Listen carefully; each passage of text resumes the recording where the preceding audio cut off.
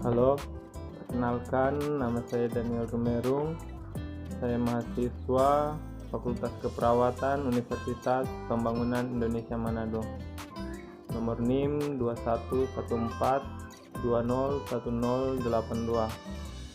Saat ini saya akan membahas mengenai cloning dan bayi tabung.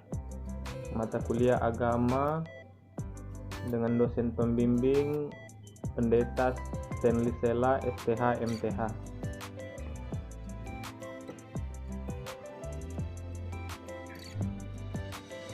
Cloning adalah proses menciptakan atau salinan identik makhluk hidup. Di penjuru dunia sudah banyak eksperimen cloning yang berhasil terjadi, mulai dari cloning domba Dolly di Skotlandia hingga monyet di Tiongkok. Ketika membawanya dalam konteks cloning manusia, tentu tidak sesederhana itu. Bayi tabung adalah istilah untuk bayi yang didapatkan dari proses pembuahan sel telur oleh sel sperma di laboratorium, alias in vitro fertilization atau IVF. Pembuahan itu bertujuan menciptakan embrio-embrio calon bayi. Bagian B, cara pembuatan cloning dan bayi tabung. Yang pertama, seleksi pasien.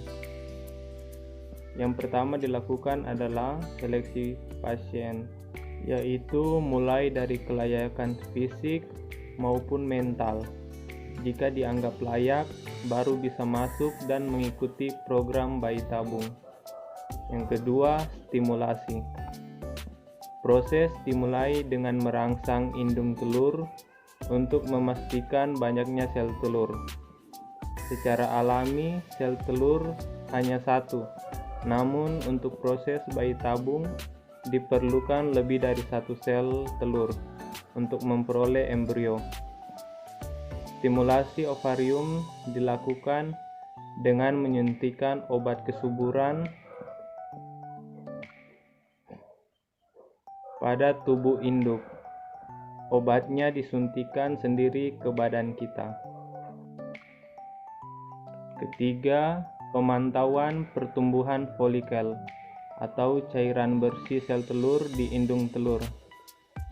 Selama stimulasi ovarium ini, dokter akan memantau pertumbuhan dan perkembangan folikel dengan cara melakukan tes darah dan USG setiap beberapa hari. Pemantauan sangat penting dilakukan untuk menentukan seberapa banyak dosis obat yang dikonsumsi. Apakah perlu ditingkatkan atau malah diturunkan? Jika folikel induk sudah besar, kira-kira berukuran 16-18 mm, mungkin perlu dipantau setiap hari. Keempat, mematangkan sel telur.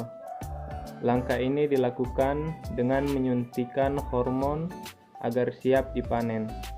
Suntikannya cuma 1 kali dan harus dilakukan pada waktu yang tepat. Mengapa? Karena jika terlalu cepat dilakukan, maka telur bisa tidak cukup matang. Sedangkan jika suntikan dilakukan terlalu lama, telur akan terlalu tua dan tidak bisa berbuah dengan baik. Untuk melihat kapan waktu yang tepat dalam melakukan suntikan, diperlukan USG. Kelima, pengambilan sel telur. Pengambilan telur dilakukan sekitar 34-36 jam setelah suntikan HCG. Proses ini akan melibatkan anestesi. USG transvaginal dilakukan untuk memandu dokter dalam pengambilan telur. Pengambilan telur dilakukan menggunakan jarum yang akan menghisap folikel dalam ovarium.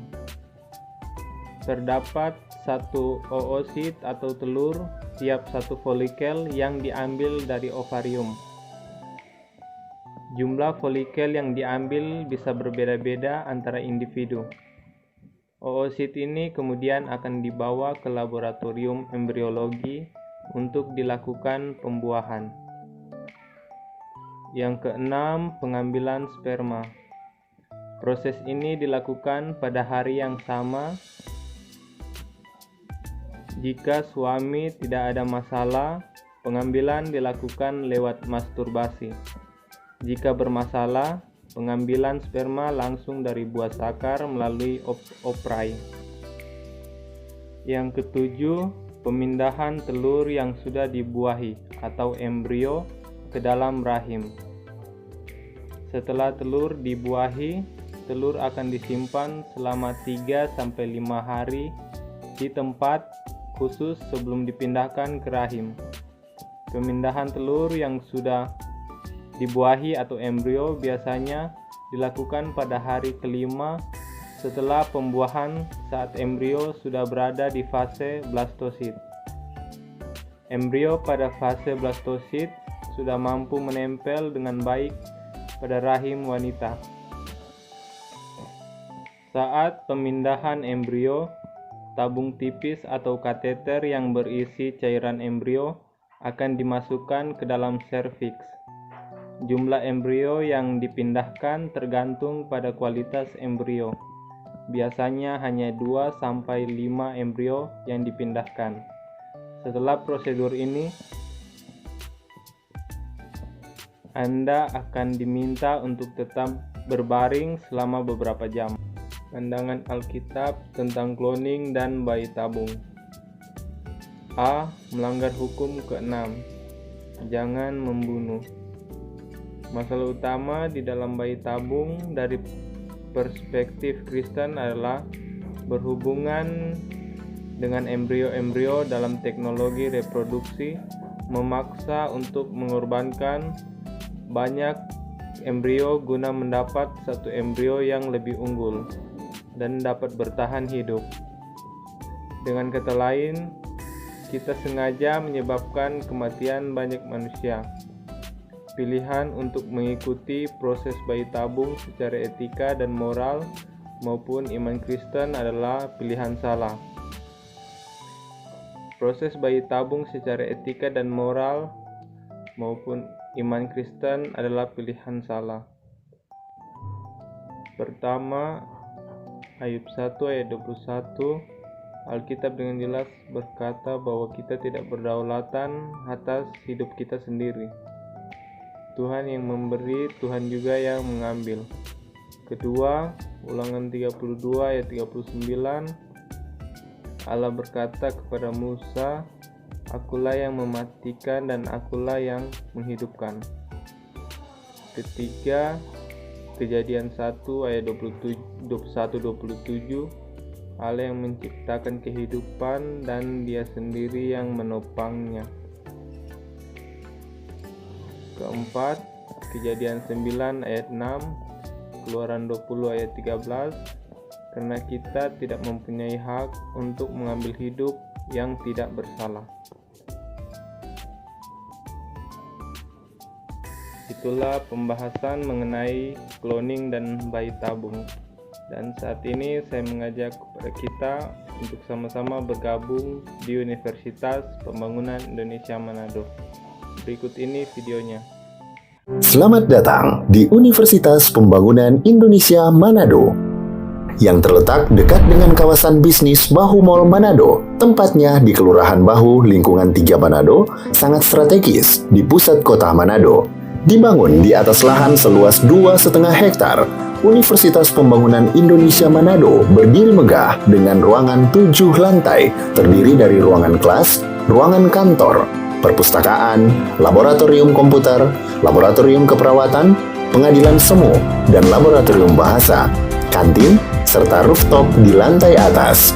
Universitas Pembangunan Indonesia Manado memiliki 6 fakultas dengan program studi, yaitu Fakultas Pertanian, Prodi Agribisnis, Fakultas Hukum, Prodi Hukum, Fakultas Teknik, Prodi Teknik Elektro dan Teknik Sipil, Fakultas Ilmu Sosial Ilmu Politik, Prodi Ilmu Politik, Fakultas Sastra, Prodi Sastra Inggris, Fakultas Keperawatan, Prodi Ilmu Keperawatan, dan Profesi Nurse.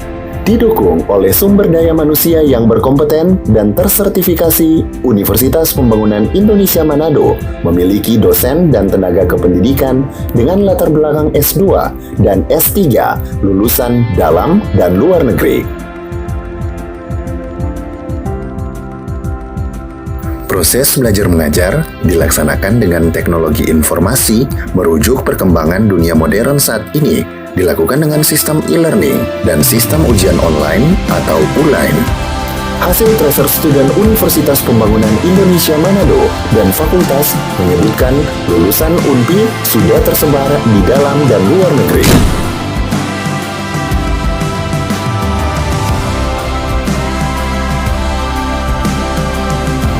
Selamat bergabung putra-putri terbaik bangsa. Kembangkan dirimu, raih cita-citamu setinggi bintang di langit. Kami siap menghasilkan generasi terbaik dan pemimpin di masa depan.